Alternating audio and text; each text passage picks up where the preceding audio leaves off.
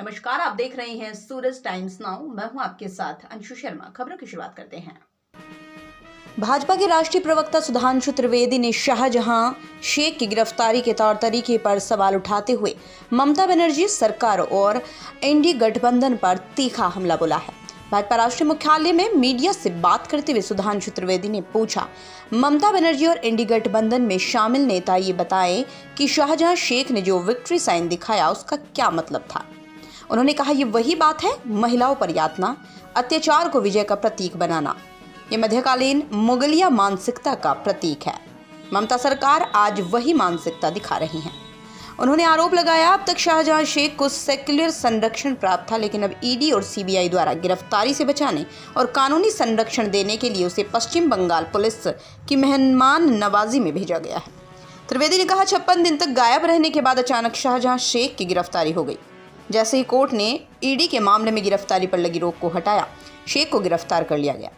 लेकिन संदेश खाली मामले में महिलाओं पर अत्याचार की कोई भी धारा, बलात्कार या बलात्कार के लिए प्रेरित करने की कोई भी धारा उस पर नहीं लगाई गई है। Bureau report.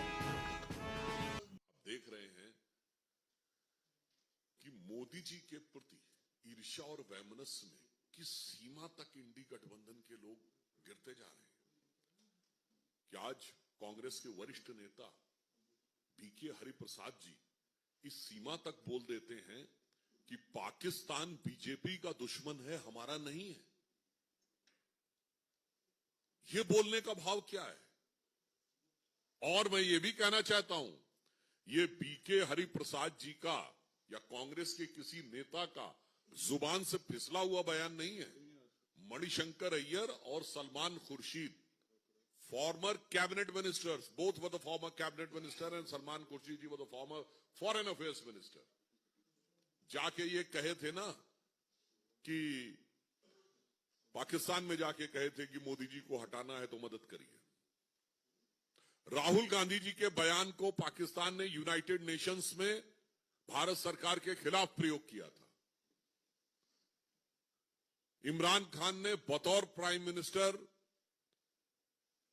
उस समय कांग्रेस के अध्यक्ष रहे पंजाब में, सिद्धू की तरफ इशारा करते हुए रैली में बोला था कि जब तक ये सरकार रहेगी तब तक हमारे हालात नहीं सुधरेंगे, जब आप लोग आएंगे तभी हमसे संबंध बेहतर होंगे।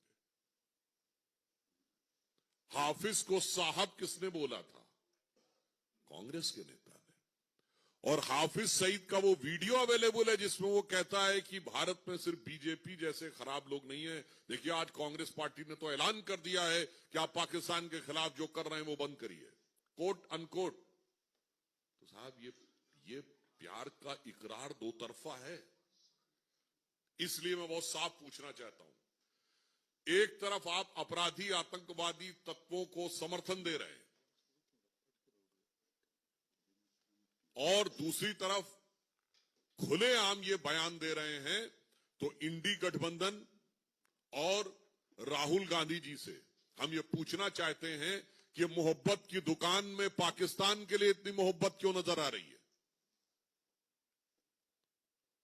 और ये फिर मैं बोल रहा हूं, again I am quoting with reference, Barack Obama ने अपनी किताब द प्रॉमिस लैंड में 2010 में भारत की यात्रा के समय तत्कालीन प्रधानमंत्री डॉक्टर मनमोहन सिंह जी की वार्ता के आधार पर लिखा था कि 2008 में 26/11 के हमले के बाद भारत की सेना एक कड़ी कार्रवाई करने के लिए तैयार थी। और उस समय रॉय आईबी के चीफ थे जिन्होंने इस्तीफा भी दे दिया था इस बात पे, चूंकि लगातार संकेत दिए गए थे कि ऐसा होने वाला है। परंतु उसके बावजूद बकौल बैरक ओबामा, अगर कांग्रेस को आपत्ति है तो बैरक ओबामा पे जाके मुकदमा कर दे, बकौल Barack Obama doctor Manmohan Singh की सरकार ने इसलिए निर्णय नहीं लिया कि पाकिस्तान के खिलाफ हुई किसी भी कार्रवाई से बीजेपी को फायदा न हो जाए। यानी हमारे सैकड़ों लोग मारे गए, हमारे सिपाही मारे गए। तुकाराम मामले को तो याद है, हाथ में वो पकड़ते हुए गोली लग गई, कोई फर्क नहीं पड़ता।